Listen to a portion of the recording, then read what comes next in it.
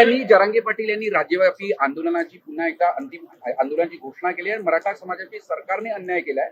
58 लाख मराठा नोंदणीच्या आधारे तातडीने जात प्रमाणपत्र सादर करण्यात येत आहे. जात प्रमाणपत्र हे मागितल्यानंतर मिळतं आणि ज्या ज्या लोकांनी जात प्रमाणपत्र मागितले त्यांना ते प्रमाणपत्र मिळालेले आहेत.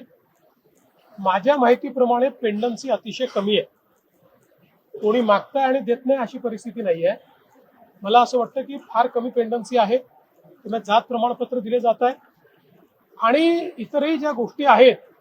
मी पुन्हा एकदा सांगतो की आमच्या सरकारने, महायुतीच्या सरकारने मराठा समाजाकरता जेवढे निर्णय घेतले आणि जेवढे निर्णय कार्यान्वित केले हे कुठल्याच सरकारने कधी घेतले नाहीत.